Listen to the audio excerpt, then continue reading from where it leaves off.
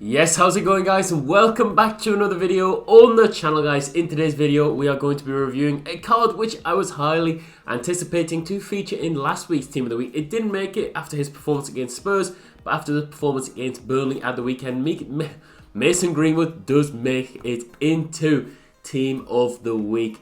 If I said Team of the Season, maybe he should get a Team of the Season. A lot of people disagree though, but today we are focusing on Mason Greenwood. As I say, I've played some division rivals with him already, and I'm going to be giving you my honest opinion on this card, talking about his pros, his cons, and just taking a general look at the card to get us started. So hopefully you guys do enjoy it. Obviously this is a break from the Team of the Season content, and the Serie A Team of the Season prediction will be up later today.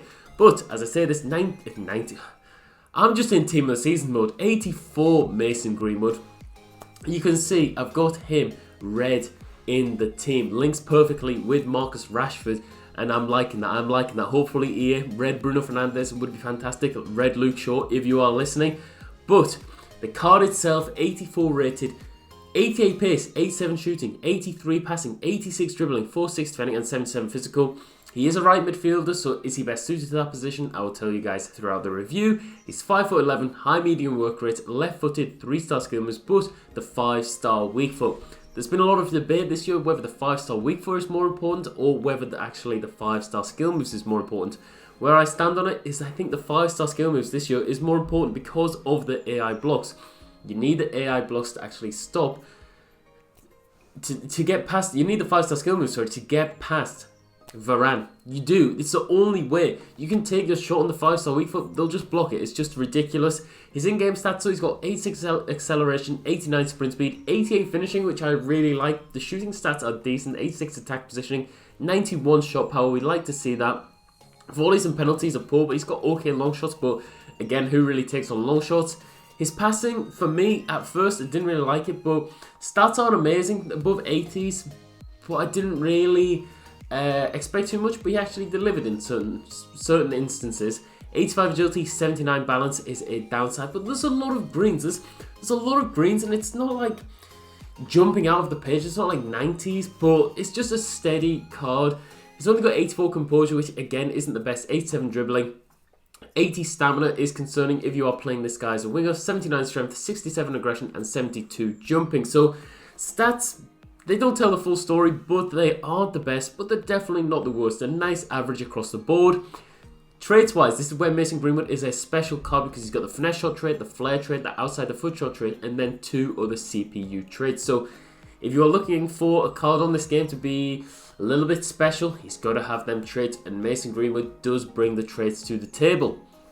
But guys, as you saw at the start, that was the team that we used him in.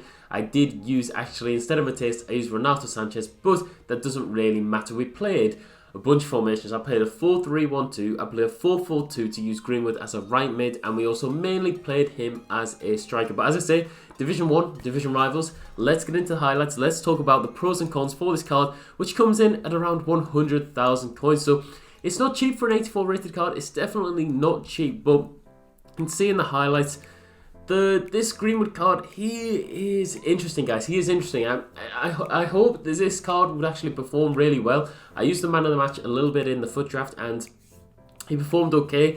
I think one of the main limiting factors is the skill moves, but we'll talk about the pros first. And his passing, as I say, I sort of hinted at this. His passing was really nice. He did get 2 assists for me, so in the 3 games, I think that's a decent return. He actually felt better when dropping a bit deeper, almost into that cam position. I think that would be a fantastic position for him if you had one striker really pushing to get behind, and then Mason Greenwood just behind them. I think I like that. I preferred him to be a little bit deeper, but you do want him inside the box because his finishing was good, although I only scored 1 goal with him, and that was the 1 goal. I think he would do the job in actually finishing the chances if the ball did fall for him in the right circumstances where Varane is not blocking the shot. Varane and Mendy did cause me a lot of problems in these games. His traits, I've already said at the start, his traits were fantastic. He's got the outside the foot shot trait, the flare trait, the finesse shot trait. 3 traits that are top tier in this game, and even some of the best cards on this game, if they lack them traits, they won't make it as one of the best cards on this game. I'm not saying Mason Greenwood is, but it takes Mason Greenwood from being an average card to, you know, we'll talk about at the end. His links are good. Obviously, perfect links to Marcus Rashford. Perfect links to Aaron Wan-Bissaka. Team of the season. Fingers crossed coming out tomorrow, guys. So he's got some good links. I think that if you are interested in team building, if you want to make a cool looking team, I think Mason Greenwood obviously helps with that. He links to Bruno Fernandes. So it's definitely one where the links are useful. Being English, Premier League, Manchester United. That is probably why you are paying a premium. I mean, yeah, you're paying a premium because of the name. The versatility as well, I played him as a right mid. As I say, you could probably play him as a cam because I felt like his passing was decent. I liked him in that spot, probably gives him more chance to get his shot away so he's not facing up straight away against the centre-backs. And I just think that, yeah, he's a versatile card, one that isn't really stuck to one position. But guys, that is where it stops the pros, and I'm so disappointed because I wanted to run this guy in the weekend league, and yeah, there are a lot of cons really. I'd say the balance first off, he doesn't move as smooth as I would like him to in game. That 79 balance, I do believe, isn't good enough for this stage of the game. And this is where Mason Greenwood, if I had this card 5 months ago, I'd be like, yeah, great card, you know. His shooting's good, he turns well, but no, it's May, guys. This guy does not cut up to scratch with the other cards that we've got. For example, Neres. That Neres, you bring on Neres, instant impact. You bring on Greenwood from the bench, you're not going to get that same sort of impact. He's nowhere near as fast as he needs to be. He's not got the dribbling where you need him to be for this sort of stage in the game. And I have to say the skill moves is a real problem for that. You get him in the box in these situations. The only thing I've got there is the bridge. The bridge in that situation, and he actually misses. How is he missing those circumstances where you think Mason Greenwood, easy goal?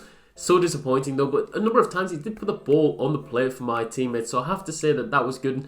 Sometimes I didn't even put the ball in the back of the net from his potential assist. So his volleys, you can see, not the best. The balance, I've already mentioned, and the stamina. If you're playing this guy as a winger, if you're playing him as a cam, you will notice the stamina being drained. So, guys, I'm disappointed. I'm a Manchester United fan. Mason Greenwood, I got his red card in my club. Links perfectly to Marcus Rashford, links to my player of the month, Bruno Fernandes, but he just didn't perform. Maybe I'll extend the game time with him. I'll play a few more Division Rivals matches, and if I do, I'll let you guys know down in the comments how he did perform for me. But to be honest, it doesn't take very long to either decide whether a card is good or bad. It's just a stage of the game. This guy does not cut up to scratch, but an 8.4 rating out of 10 from me. Hopefully you guys did enjoy today's video. The next review we do on the channel will be a Team of the Season review, so hopefully you guys are excited for that like I am. But I'm done for now. I'll catch you all in the next one.